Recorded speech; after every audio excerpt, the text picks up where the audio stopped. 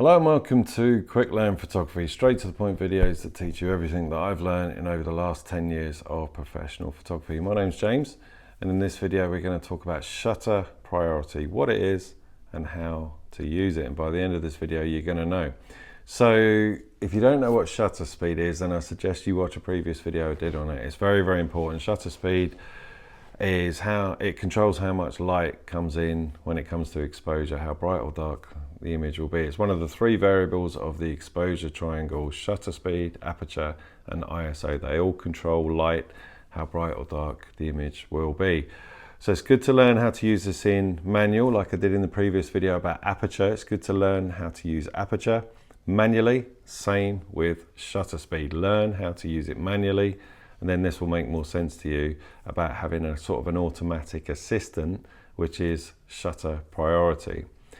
So what shutter speed is, quick breakdown, is how fast the shutter opens to let light in and closes again. Kind of like blinking the other way, how long your eyelids are open and then close to let light in. So if it's a really, really bright day, or if you're looking at something bright, you're only going to be really quick. If it's dark, then your eyelids are going to be open longer. So let me demonstrate. So this is shutter speed. Oh, misfire.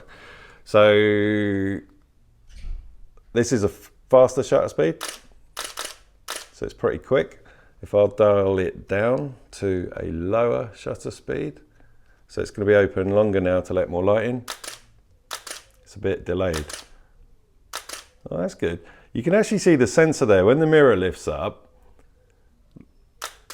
that's the sensor. See the purple thing? Oh, I should have done that earlier on one of the earlier videos. So let's go back to a fast one. I'm dialing it here. So that's shutter speed as a brief overview, okay?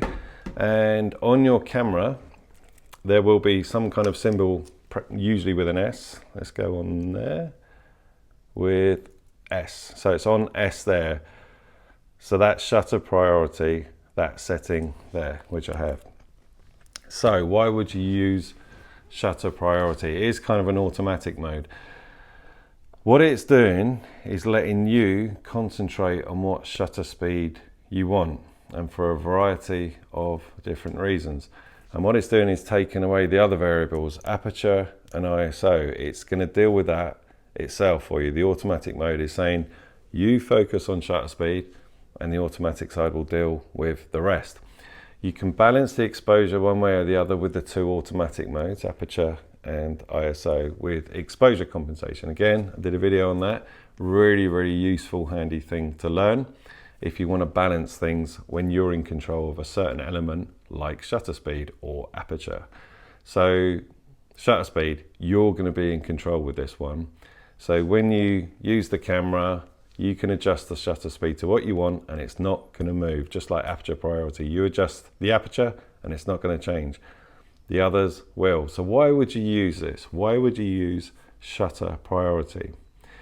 Well, in aperture priority, hopefully you've seen that previous video, you want to control perhaps the shallow depth of field and how the image is going to look, like portraiture, or how much you want in focus or how little you want in focus. With shutter priority, it's how fast possibly you want the shutter to be when it comes to like freezing subjects. So let's say, for instance, this is probably the main one I would think someone would use shutter priority. If you're trying to capture really, really fast movement, let's say you're a sports photographer and you're trying to capture Formula One cars zooming past you at high speed or coming towards you at high speed, or perhaps an air show or something, and there's, you know, something really fast, whatever it is, something really, really fast, even somebody sprinting. If you don't control your shutter speed and it's too low, even say 200th of a second, the subject, whatever it is, let's say a fast car, is going to be blurry because it's moving too fast for the shutter. I've turned it off.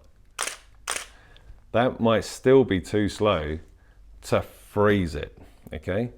So if you're in shutter priority and you're capturing something really, really fast, you might whack it up to say 1,000th of a second, so that you will know the shutter speed will not drop below 1,000th of a second, and 1,000th of a second is really fast to capture something, absolutely freeze it, even at high speed. So you might choose 1,000th of a second if you're like in an indoor environment. Let's say a basketball match indoors. It's quite low light, even though you can see things clearly, but to a camera that's going to be quite low light. But you really want to freeze the movement. So you would choose the shutter speed, 1,000th of a second. That way you don't have to worry about the rest of the settings. You can just let the automatic modes deal with that, like ISO and aperture. And in a low light situation, the aperture will drop to its lowest anyway, like a wide aperture, to let more light in, and depending on how wide your lens will go, say an f2.8 or even an f1.4, whatever it is. But you focus on the shutter speed. Sometimes you might want the opposite effect, the slow effect. So let's say you want to capture a waterfall or running water or something like that, and you want it to have that silky look effect, you know? And you don't want to worry about the exposure for the rest of it. So you'll put the shutter speed really, really low again. Like if I go back to this again, you might want it like this. Oh, that's still quite fast-ish, like this. That will cause motion blur and whatever. So you might want to be on a tripod for that sort of thing. So yeah, you control the shutter speed for how fast you want to freeze a subject. So going back to my old video on shutter speed, if you want to capture someone walking, you want at least say 200th of a second. So if you're in a low light situation, but you still want to capture movement, like me now, gesturing, talking, 200th of a second would be okay. So you could control it with that. But if I'm moving really, really fast like this or something, that's not going to be fast enough. It's going to be, this will be like really blurry. So you might want to ramp it up to like 500th of a second, thousandths of a second, and so on. So shutter speed, shutter priority is probably useful for things like sports photographers, wildlife photographers. You know, if you see those shots of like an eagle catching a fish and flying off again, and all the drops of water are like tack sharp and the eagle is frozen. That's at a very, very high shutter speed, and they probably chose that specifically to capture that moment. And if they're, you know, they're in a rush, they've seen something quick, they don't want to be faffing around with aperture and ISO. Just let the camera deal with that. You concentrate on shutter speed. So I hope that helps. Let's have a look at the back of the camera and I'll show you how it works. Okay, so we're in shutter priority at the moment. That's that S there, can you see it? Excuse my camera doing weird stuff. There it is. So that's on shutter priority and it's on auto ISO. So here's the shutter with the back dial, and I'm going to change the shutter to what I want. Now it's naturally at the moment going to gravitate towards the lowest aperture, so I can't control the aperture. It's keeping it at its lowest, which this lens is f2.8. But look at the ISO. The higher I go with shutter speed, the higher the ISO. So let's say you're doing a low light or an indoor sporting event like basketball or something. You want 500th of a second at least to capture fast movement. It's going to choose the lowest aperture in that environment, and the ISO has jumped up to that.